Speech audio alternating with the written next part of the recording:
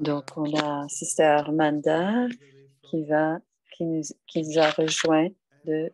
Very well, but we have a few new participants as well, Didi. So I'll just introduce a little bit about. Je vais d'abord vous présenter. Alors, Manda pratique depuis 40 ans. Elle a passé son temps dans le Royaume-Uni pendant les 5 premières années, de 1987 à 1993, et de 93 à 2021. Elle est directrice des Brahma Kumaris à Oxford. Elle est directrice à Oxford. Et ce que j'aime de Manda, c'est la clarté de tout. Quand elle parle, c'est toujours lucide, clair, et quelles que soient les questions au sujet de cette intériorisation sera clarifiée dans un plus grand détail. Alors, quelques instants, parce que je vais vous dire un poème que j'ai créé. Sister Manda a l'habileté, selon son visage, a l'habileté naturelle d'être en introversion. Elle nous aide à faire découvrir notre nouvelle version et à nous éloigner du sentiment inquiétant du monde extérieur, l'extroversion. Et cela nous aide en effet à éviter toutes sortes d'influences, tout comme Maya attend pour nous envahir en subtilité. Tenons les Mayas à l'écart en plongeant dans cette immersion spirituelle parce que la vie a de nombreux défis qui ressemblent à de l'effort mental. Mais en se connectant avec le suprême, la vie nous permet de voyager. Maintenant, je peux dire à tout le monde, d'après mon expérience et avec beaucoup d'affirmations, qu'on ne doit plus attendre et laisser le divin faire son intervention divine. Om Shanti. Bienvenue, Manda, d'avoir du temps pour venir parler avec nous. Merci, Manoj Bhai. Om Shanti à chacun. Et salutations chaleureuses. Il est 3h30 dans l'après-midi et en fait, nous avons un événement spécial à cause du festival du numéro 56. Alors, on a des professeurs de tout. Il y a 85 et je suis assise avec Sister Jayanti et je dois dire que tous les sujets, vous allez jusqu'au bout. Et bien sûr, d'une façon positive, vous explorez, vous le pratiquez, vous allez dans les profondeurs, vous parlez les uns entre vous, vous parlez avec les yogis. Et quand ça arrive à la fin, quand quelqu'un comme moi a besoin de parler, je me demande qu'est-ce que je peux vous dire, qui va vous intéresser ou vous amener plus loin ou vous attirer ou garder votre attention. Mais je pense que depuis que j'écoute, depuis la dernière heure, mais mon sens, mon impression, c'est que vous connaissez toutes les bonnes choses à faire. Vous savez aussi ce qui vous empêche de faire les bonnes choses que l'on doit faire. Mais quelque chose que je pense qui peut aider peut-être, c'est de partager ma propre expérience et des choses qui me sont arrivées et que j'ai besoin d'apprendre que j'ai eu besoin d'apprendre au sujet de la vie. Et parfois, on est dur avec soi-même quand on est ce genre de chemin. On voit les choses d'une certaine manière et on va dans cette direction. Mais il y a autre chose qui se présente. Et parfois, ça vient de l'extérieur, mais c'est souvent de l'intérieur. C'est probablement des choses qui viennent plus souvent de l'intérieur. Et s'il y a quelqu'un qui peut réussir à gérer ces éléments de l'intérieur, c'est l'âme, c'est moi. Alors, Donc, je dois apprendre à me connaître mieux, connaître l'âme que je suis.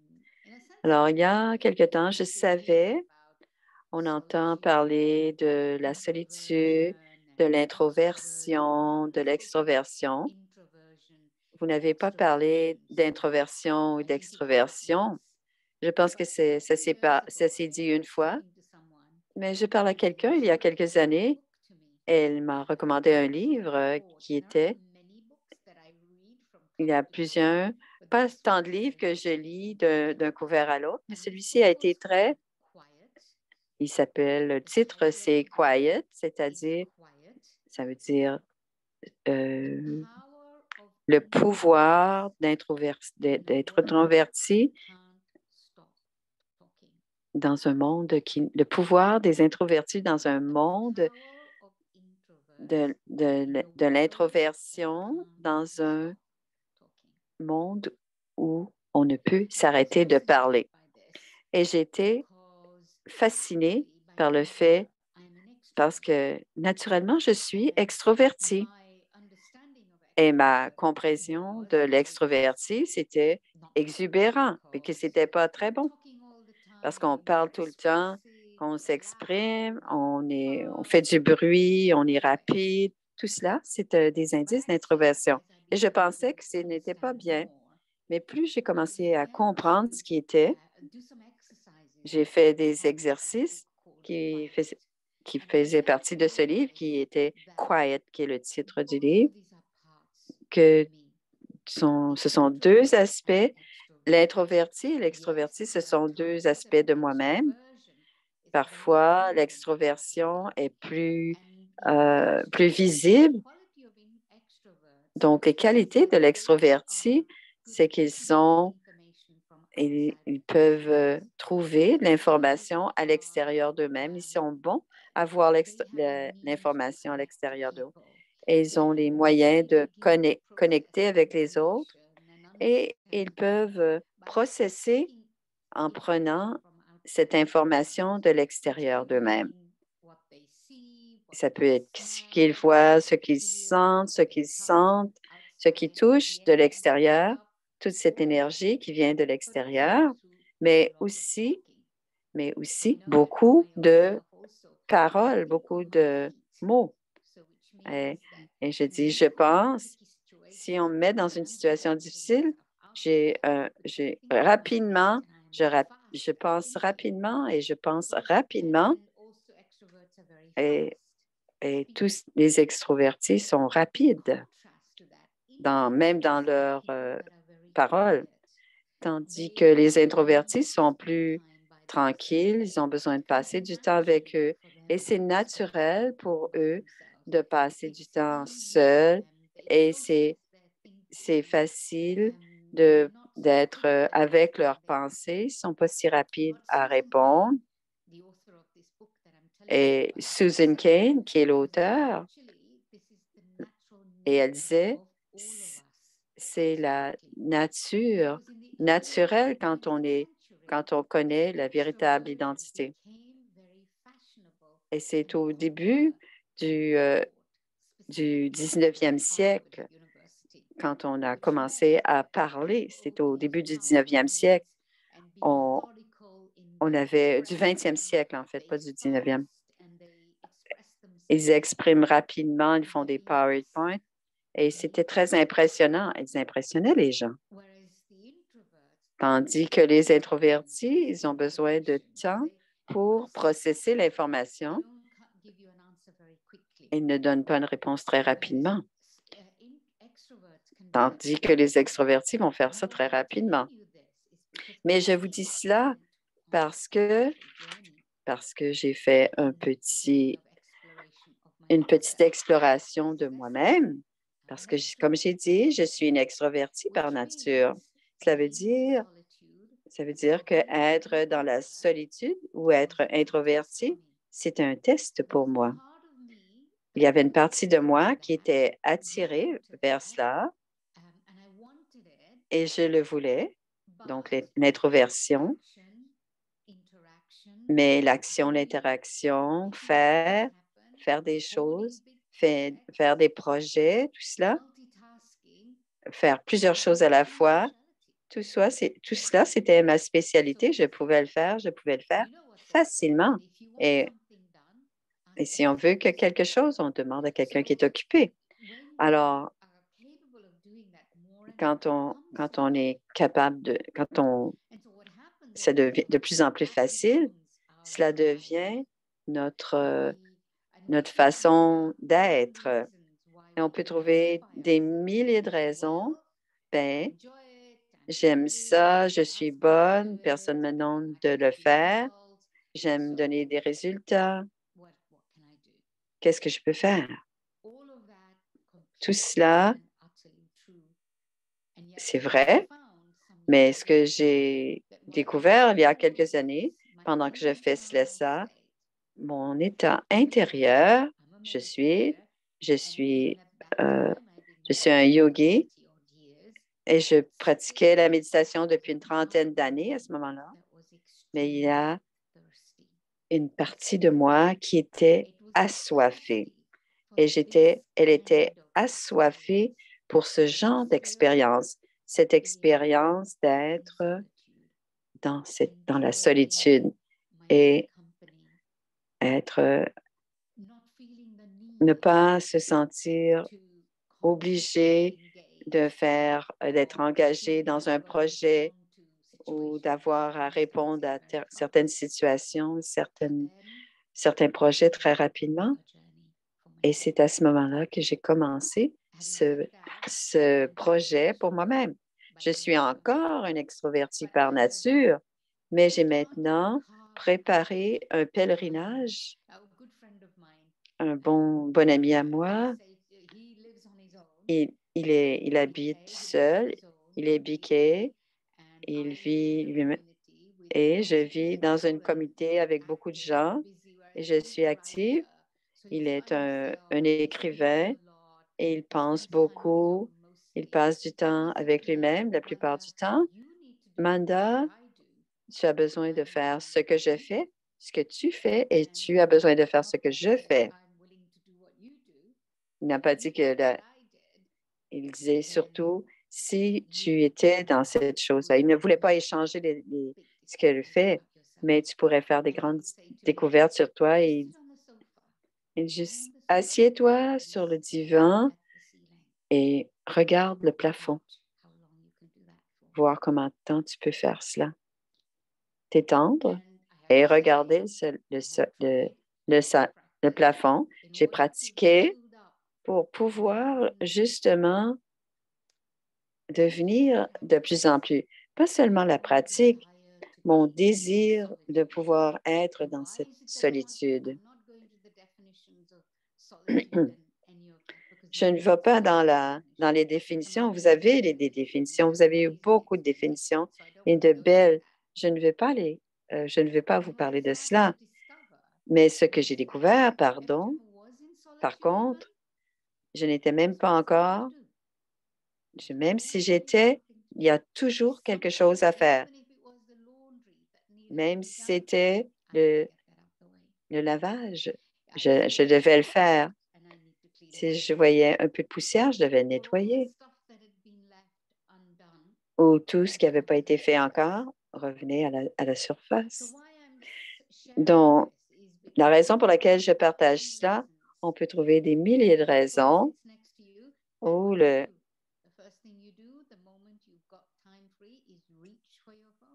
si on a du temps libre, la première chose qu'on fait, on prend notre téléphone. Et quand on prend notre téléphone pour un stimulus, et cette façon naturelle de stimulus qui nous vide et qui est aussi un genre de compagnie. Donc, je sens que c'est essentiel à tous les jours de prendre du temps pour être en sa compagnie, sa propre compagnie. La plupart des gens ont peur d'être dans leur propre compagnie parce qu'ils vont trouver des choses dans leur propre compagnie qu'ils n'aiment pas à leur sujet où ils vont trouver des choses qui vont les rendre que je dois faire quelque chose au sujet de ce que je trouve. Donc, il y a beaucoup de façons, plusieurs façons de rester en lien avec la compagnie. Quand je parle d'être dans ma propre compagnie, je ne veux pas dire que je veux être dans la compagnie de mandat. Je veux être dans la compagnie de l'âme, dans cet être subtil, cet être spirituel, cette conscience, cette énergie vivante et lumineuse que je sais que je suis, ma véritable identité. Je veux rester en compagnie de l'âme, moi l'âme. Et quand je parle de cette conscience, je ne suis pas Manda. Manda a une personnalité, elle pense d'une certaine manière, elle a certains comportements, elle a certaines préférences. Tout cela, c'est une intrusion. Ma personnalité, qui est quelque chose d'acquis, c'est une intrusion dans la véritable identité que je suis, moi, l'âme. Donc, d'abord, si vous voulez être dans cette solitude, dans la solitude, pas ce que vous entendez, pas la définition de la solitude qui vient de l'extérieur, mais on doit définir la solitude pour l'âme de l'intérieur en comprenant certaines vérités spirituelles dont vous pourrez entendre parler. Donc, pour moi, être dans la solitude, c'est être dans ma propre compagnie, dans la conscience de l'être que je suis, l'être spirituel et pure énergie. C'est celle que je suis. C'est une compréhension. C'est un premier pas. Et quand on comprend la pratique devient les prochains pas et on devient plus confortable pour reconnaître la beauté qui est à l'intérieur de cet état d'être, une beauté incroyable. Et quand j'apprécie et que j'aime la valeur pour moi-même, qui est la chose la plus importante pour moi-même, pour l'âme, alors je veux rester dans cet état d'être. Je veux savourer cette expérience. Et quand je veux savourer cette expérience, cela veut dire que je veux vivre cette expérience encore et encore. Et ce que je fais en construisant cette expérience, je reconnais la séparation entre moi, l'âme, et le monde extérieur. Une expérience intéressante que j'ai eue.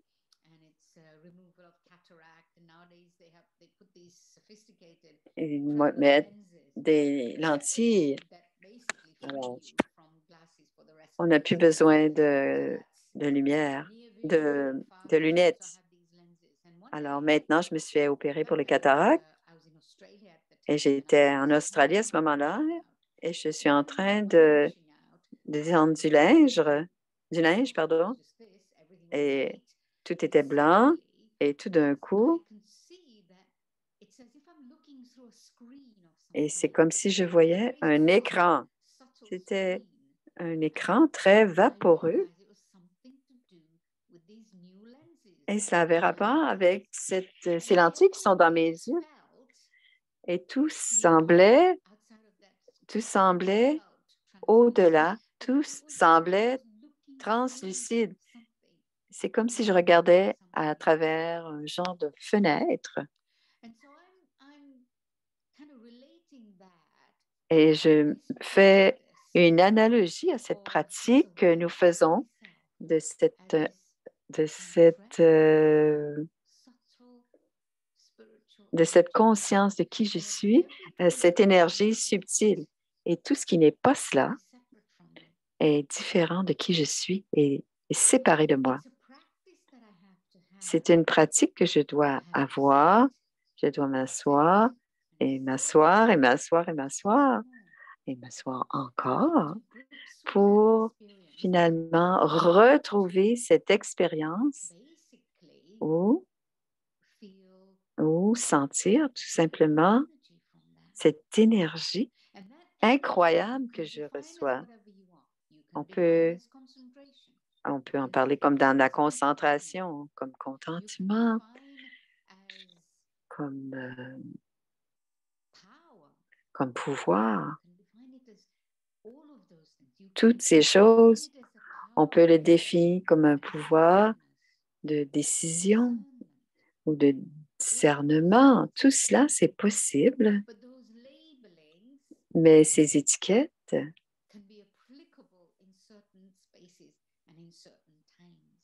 peuvent être appliquées à certains moments, à certains espaces. Et quand je suis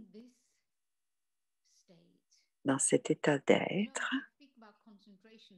quand je pense par exemple à concentration, je dois m'asseoir, je dois être tranquille, je dois être focalisé, je dois penser à une seule chose. Et finalement, on peut se prendre la tête et on est dans une intellectualisation de l'exercice. Mais pour moi, je dois séparer cette pratique de l'intériorisation que tout mon être, mon esprit, mon cœur, mon corps, tout est dans cet état d'alignement.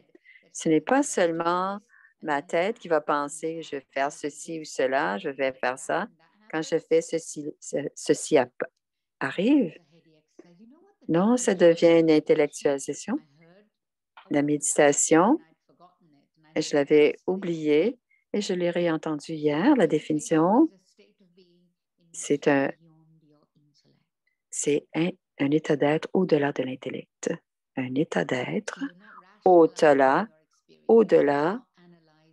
de l'intellect. On n'analyse pas, on ne met pas d'étiquette. Cette expérience, on est dans un état d'être au-delà de l'intellect. Et quand on fait cela, plus la conscience de qui je suis est grande, plus elle est grande, cette conscience, que je reconnais la véritable identité, plus la conscience de l'introversion existe. Tout ce qui me retire de cela, qui m'éloigne de cela, c'est une intrusion. C'est une interférence. Et cela arrive seulement quand l'âme lui donne permission. Personne vient intervenir. Personne ne se force à l'intérieur de ma tête, ou même dans mon cœur, ni dans mon âme. Moi, l'âme, je le choisis. Et je dis, elles sont là, je ne peux plus les sortir de là. Quelque chose qui se passe aussi, et quand je crée ce monde intérieur de qui je suis, de l'âme, c'est à ce moment-là que je peux créer une relation avec ce qui se passe à l'extérieur de moi. Sinon, je ne crée pas de créer de relation. Je peux absolument garantir que nous n'avons pas de garantie. On est ou bien soumis ou bien on a des dépendances. Même avec notre propre corps, même avec mon propre corps, je dois apprendre à avoir une relation. Pas un lien, une relation. Quand on a une relation avec quelqu'un, qu'est-ce qui se passe? On communique, on écoute, on parle et ainsi on comprend. et on répond dans la manière dont on comprend. Donc, on va prendre l'exemple du corps, par exemple. Quand on a une relation avec le corps, quand je peux intérieurement créer cet espace pour moi-même, alors je peux écouter mon corps. De quoi a-t-il besoin? Que me demande-t-il? Ce n'est pas que j'écoute le corps en premier. Je suis propre de tous les filtres que j'utilise dans ma vie, les préférences, ce que j'aime, ce que je n'aime pas, le bon, le mauvais, le laid, le beau, le vrai, le faux. Je me dégage de tout cela, tous ces filtres qui viennent de l'extérieur, qui m'empêchent d'expérimenter la beauté de l'âme, de ma véritable identité, l'âme. L'année passée, j'étais avec quelqu'un, on parlait de quelque chose, on était ensemble. Il a dit, je n'ai pas besoin d'avoir une opinion sur tout. Un jeune homme, je n'ai pas besoin d'avoir une opinion sur tout. Très simple. Est-ce que vous vous imaginez pouvoir avoir la possibilité libre de toute opinion ou libre d'avoir une opinion ou pas? À ce moment-là, vous pouvez être dans cette solitude intérieure. C'est seulement quand on crée ce genre un espace pur et propre à l'intérieur que l'on peut vraiment se connecter à Dieu.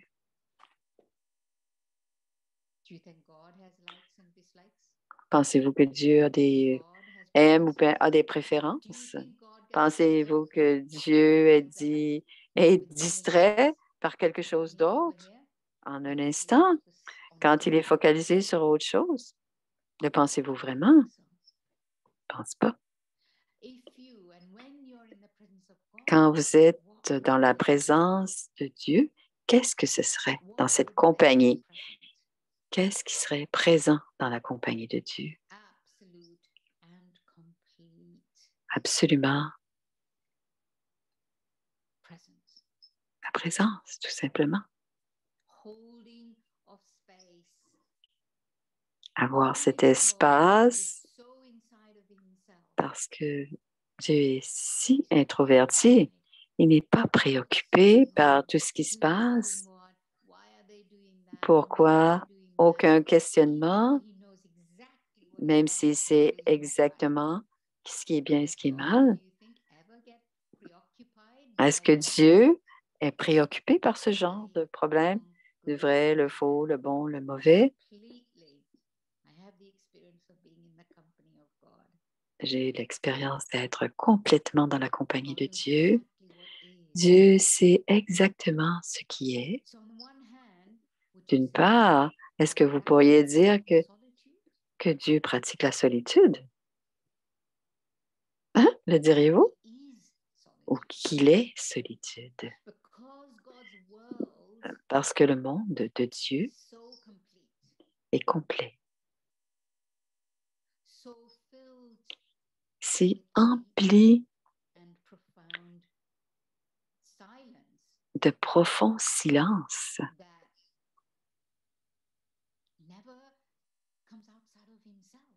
qui ne vient jamais à l'extérieur, il est toujours dans ce profond silence. Il ne vient jamais à l'extérieur de qui il est. Alors pour moi, dit Manda, quand je suis en solitude, c'est de ne jamais sortir de l'être que je suis. Ça ne veut pas dire qu'on marche avec les yeux fermés et des ornières, pas du tout. Ça veut dire qu'on voit tout à l'extérieur, on sait ce qui se passe et on sait que Dieu aussi sait exactement ce qui se passe et on ne devient pas partie prenante et il ne devient pas partie prenante. Quand quand on parlait avec Daddy Yankee et qu'il y avait une situation, elle écoutait, elle était présente et on sentait qu'elle était à l'intérieur d'elle-même.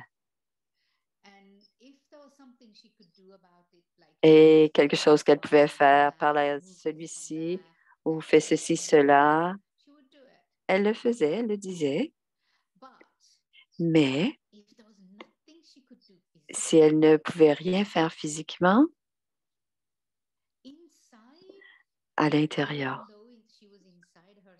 même si elle était à l'intérieur d'elle-même, dans, dans cette introversion,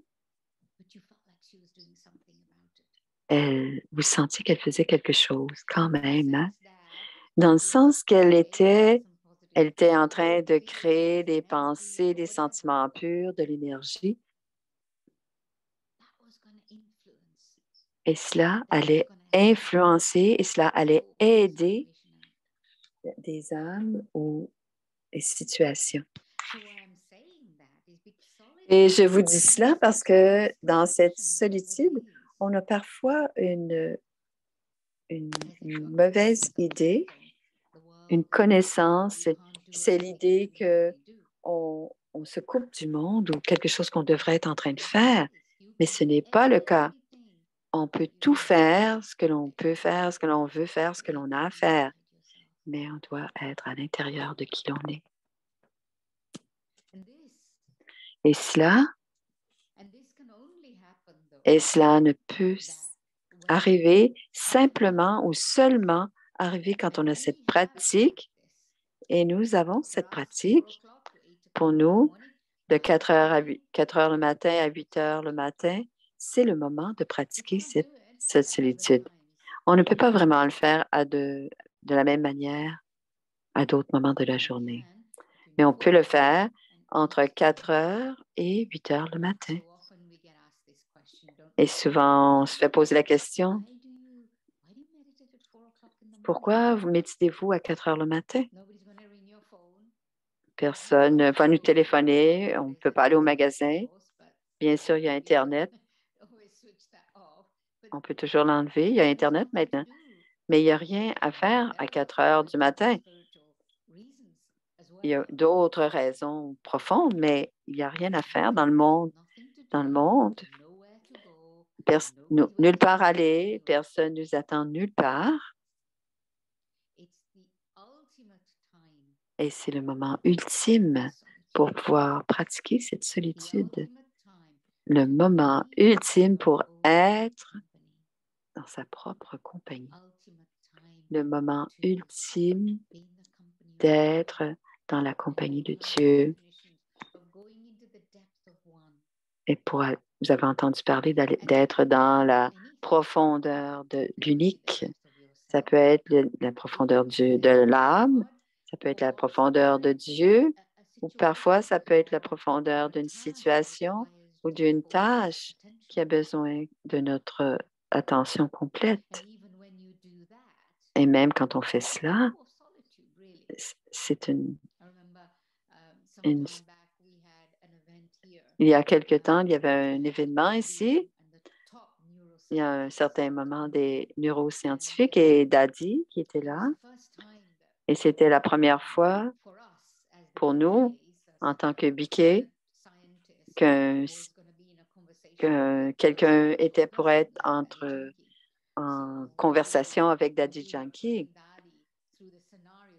Et on l'a préparé des scénarios de pratiquer, parler avec un non-BK, parler à un scientifique, différents types de scientifiques, pour qu'elle comprenne un peu comment cela allait se passer. Et je me rappelle un scientifique en particulier qui est venu et qui a dit, ou peut-être que c'est Daddy qui l'avait dit, que la pratique de la spiritualité, c'est une forme de science. Parce que le scientifique va être concentré, va être focalisé, il va aller dans les profondeurs, il va aller dans la profondeur, dans leur profondeur, dans leur laboratoire. Ils sont là Et les scientifiques vont faire des choses pendant des heures sans être dérangés par quel que soit de l'extérieur parce qu'ils sont absorbés dans ce qu'ils font. Mais ils sont quelque chose de physique. Ça dit que moi aussi, je suis une scientifique. Je suis une scientifique de spiritualité parce que je vais dans ce monde comme cela. Mais l'autre qualité pour les scientifiques seront toujours ouverts à quelque chose de plus, ouverts à un nouveau résultat, à un autre résultat, parce que les scientifiques sont des chercheurs et nous sommes aussi des chercheurs. Nous, les scientifiques, nous sommes des scientifiques spirituels, nous sommes aussi des chercheurs et nous faisons cette exploration intérieure à propos de qui nous sommes, à propos de qui nous sommes. Mais un autre élément sur lequel je voulais préciser, cet aspect de l'introversion et de l'extroversion. Nous sommes qui nous sommes. Moi, je suis une extrovertie et je ne peux pas complètement être une introvertie. Je sais qu'il y a un aspect de moi qui est introverti, mais je dois le laisser, l'encourager, le cultiver pour qu'il émerge. Donc, en ce moment, Manoj parle de depuis 25 ans, je voyais, on a fait des choses extraordinaires, mais je suis venue à un point où j'ai dû dire, maintenant, je pense que cette tâche doit être partagée et moi aussi, je dois aussi de partager cette tâche avec d'autres parce que moi-même, je dois pouvoir aller dans cette profondeur de cette conscience. Et si je suis constamment engagée et en train de faire tout, je ne peux pas. Parfois, certainement parfois, je dois prendre du temps où je dois pouvoir me séparer des choses que je dois faire et des choses que je n'ai pas besoin de faire. Et j'ai ce sens de la responsabilité exagéré, un hyper-sens de la responsabilité contrôlante, contrôler les choses d'une certaine manière, mais on doit se séparer si on veut introduire une introversion plus grande, une conscience encore plus grande. N'importe quelle raison de la famille, les enfants, les objets, c'est ultimement une excuse que je donne.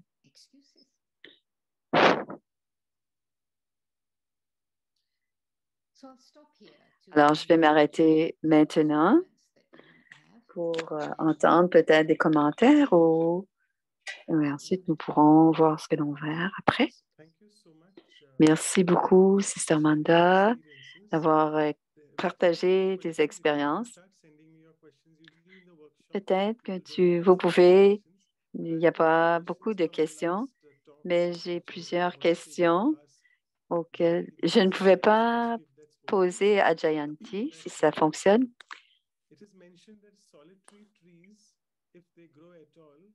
S'il y a des arbres qui, qui poussent seuls, ils sont forts quand même. Est-ce que c'est vrai?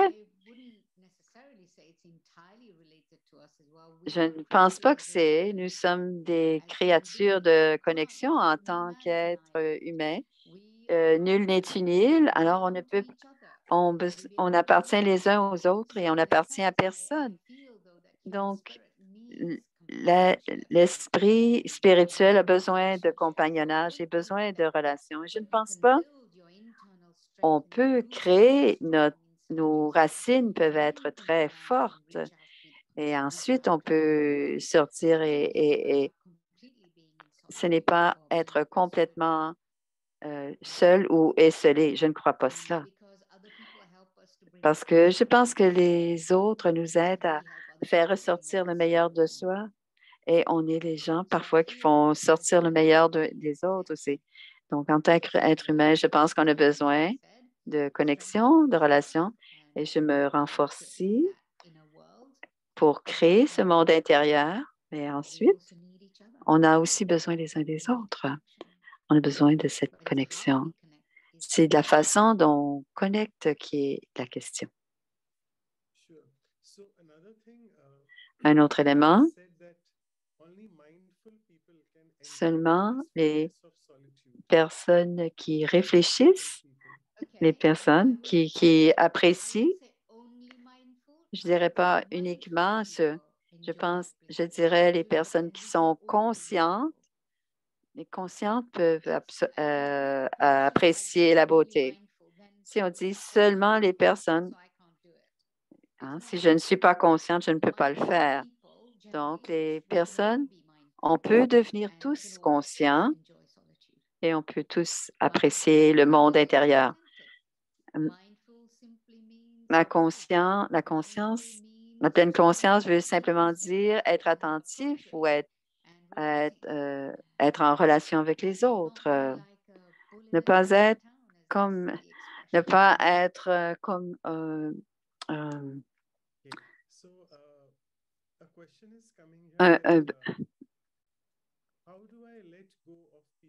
comment est-ce que je peux laisser aller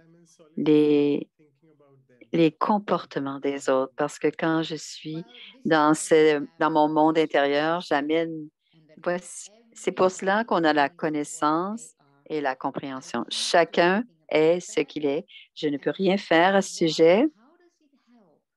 Comment est-ce que ça peut aider de penser à eux à n'importe quel moment?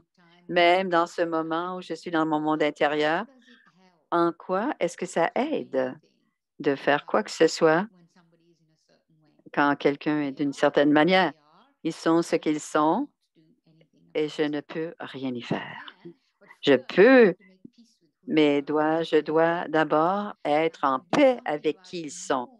Plus tard, je peux être plus dans l'acceptation, plus aimante, plus apprécier plus leur spécialité. Je peux faire la paix avec cet être et ensuite, je peux les aider à changer. Mais si je suis dans la réaction et que je ne peux pas les aider et je ne peux pas, cela ne m'aide pas non plus. Donc, pour mon propre bien-être, ma propre santé mentale, je dois accepter qu'ils sont qui ils sont. Est-ce que je peux voir un autre aspect d'eux-mêmes qui est beau et qui est spécial et quelque chose qui est leur beauté finalement? Il y a une autre question pratique. Je suis venue dans la connaissance en 2021. J'étais un bébé Zoom. Il dit, j'aime la solitude de Zoom, d'écouter Murli sur Zoom. Et est-ce que tu peux m'aider à aller? Est-ce que je peux aimer complètement le Zoom ou est-ce que je dois aller au centre? Écouter le Murli, aller au centre, c'est une expérience en soi, une expérience différente. Il y a d'autres façons de rester en solitude, mais aller dans les centres, c'est une expérience spirituelle. C'est aller de tout dans la maison, l'énergie à la maison, de se sortir de cela, de s'extraire du monde physique. Cela peut nous aider vraiment à avoir une vision de qui on est, de la véritable identité. Mais aussi avoir du plaisir à sentir cette énergie spirituelle qui existe parce que l'âme est là, au centre du front. Et l'âme est un être subtil, mais l'âme absorbe aussi l'énergie à travers le corps. Donc, aller au centre et être en train d'écouter, c'est une expérience différente d'écouter le Murli avec d'autres âmes. Méditer par soi-même, c'est très important. Méditer avec un petit groupe, c'est très important, très spécial. Et et méditer avec un grand groupe, c'est une autre expérience, mais aussi une expérience valable. Quand je partageais avec vous d'avoir eu cette expérience de l'être, cet être, une expérience la semaine passée ici. J'avais une retraite, il y avait personne, 50 personnes, 55 personnes dans la retraite et il y avait, on avait 75 personnes qui méditaient dans la salle. Il n'y avait aucun effort. C'était comme si on était absorbé tout de suite, rapidement absorbé dans la véritable identité de l'âme. Donc, on doit, on doit l'essayer et quand on ne l'a pas essayé, on ne peut pas savoir. Et ensuite, essayez-le et vous allez reconnaître son pouvoir, le pouvoir d'être avec d'autres. Une dernière question, c'est une longue question et la sœur dit, l'introversion est nous permet d'être moins réactifs et ça apporte un effet. J'accepte même les commentaires qui ne sont pas justes. Est-ce que je dois ne pas réagir et les ignorer? Comment est-ce que je peux m'aider? Être introverti, ça nous permet de répondre et non pas de réagir. Supprimer ce qui nous est dit, si les gens disent que ce sont des choses qui ne sont pas OK, ça doit être, on doit le comprendre. Comme on a dit plus tôt, les gens vont faire ce qu'ils ont à faire. On ne sait pas pourquoi ils le font ou leur personnalité qu'ils ont ou comment ils se comportent ou tout cela a une racine quelque part. Donc, je dois pouvoir, ce n'est pas que si quelque chose fait quelque chose, est-ce que je peux aller les voir et leur dire,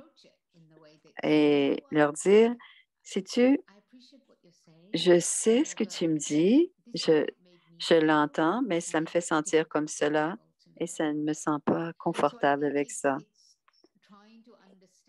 C'est de comprendre les autres, d'où ils viennent, plutôt que de mettre de côté notre propre émotion. Ça n'aide pas si on fait cela. Merci beaucoup pour les réponses. On a Dr. Mehta aujourd'hui. On a une conférence. Il est dans l'organisation en ce moment, Dr. Mehta, qui est toujours avec nous. Il ne pouvait pas être avec nous aujourd'hui. Om Shanti. Très heureuse de te voir, Manda. On a parlé avec Jayanti, qui est très verti, et toi, extroverti, on sait comment que tu es une extrovertie. On est très content de parler de quelqu'un qui était extroverti. Tu nous as donné une façon très pratique de comment être introverti, mais en étant extroverti. Donc, c'était très intéressant d'entendre une extrovertie parler de son introversion.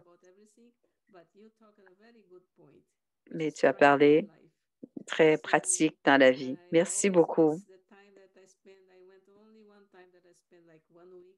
J'ai passé une semaine à Oxford. Mais c'était un moment d'être dans cette compagnie, d'être introverti, d'aller profondément à soi. Reviens, reviens. Je veux retourner. En t'en allant à Madhuban, arrête en passant. Merci d'être avec nous. Merci. Om Shanti. Alors, on va faire quelques annonces. Est-ce qu'on va faire une méditation ensuite?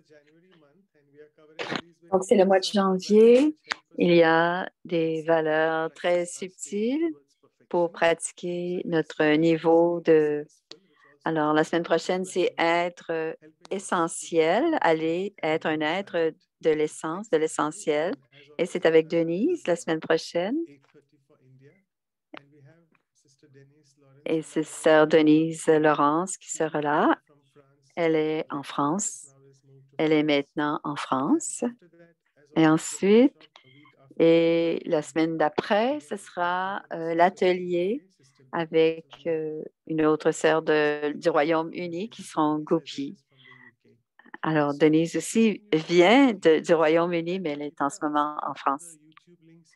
Alors, si vous voulez avoir toutes les...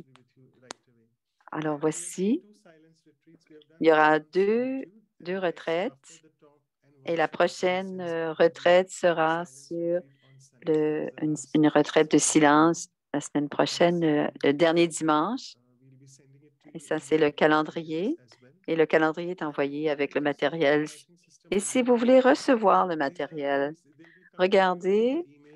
Alors, vous allez pouvoir les recevoir dans les emails, mais vous avez, pour les ateliers, c'est les deux dernières adresses.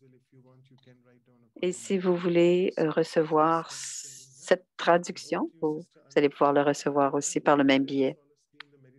Alors, nous serons maintenant... Est-ce un commentaire ou qu'est-ce que vous faites d'habitude? Qu'est-ce que vous... Alors, on va écouter la musique, peut-être un commentaire.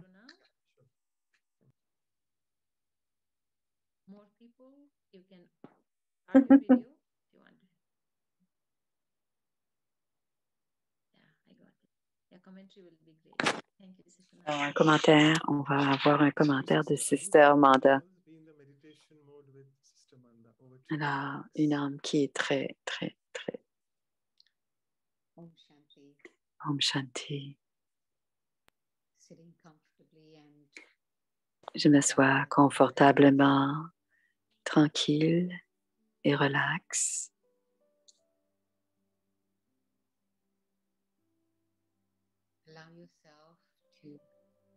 Voilà, je me permets d'observer mes pensées et au lieu de pensées qui entrent et qui sortent,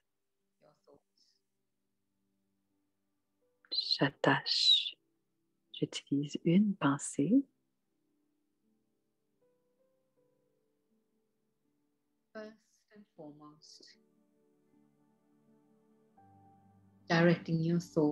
D'abord, je dirige mes pensées en utilisant la respiration. J'inspire et j'expire.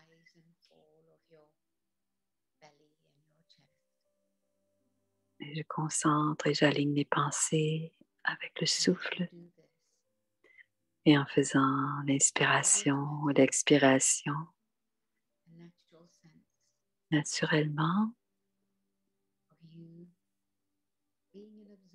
je deviens observateur de mon monde intérieur.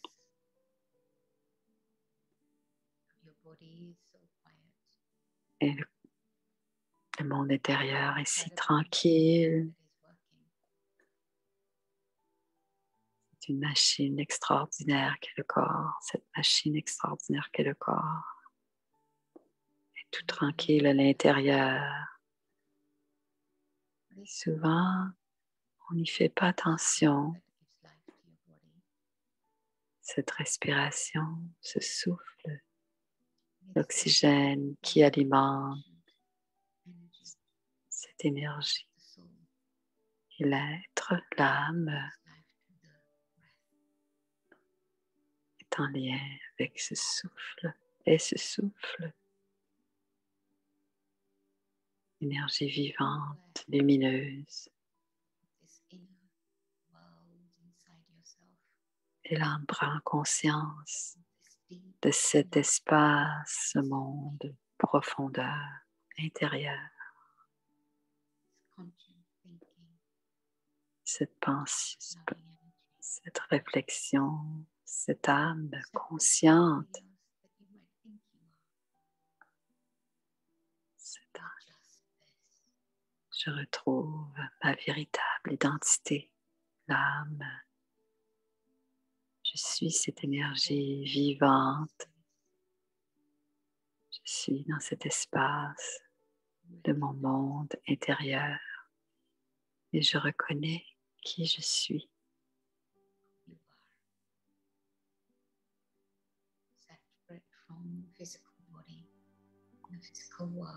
Je me détache de ce corps et de ce monde physique. Moi, l'âme, je suis celle qui est l'énergie vivante à l'intérieur. Je suis cette présence douce à l'intérieur, cette présence d'amour, de paix. Je suis cet amour et cette paix à l'intérieur de ce corps. Je suis dans cet espace. Je suis en relation avec le monde extérieur. Et quand je suis en relation avec le monde extérieur, je donne à ce monde. Je donne à ce monde.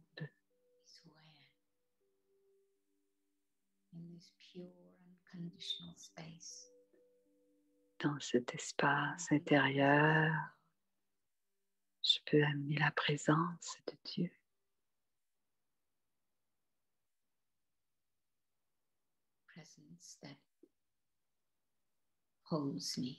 Cette présence qui me tient, qui me soutient, qui m'attire vers l'âme et qui m'attire. Nous devenons ce monde intérieur, l'âme et l'âme suprême, un monde doux, cette présence douce et aimante à l'intérieur. Om Shanti.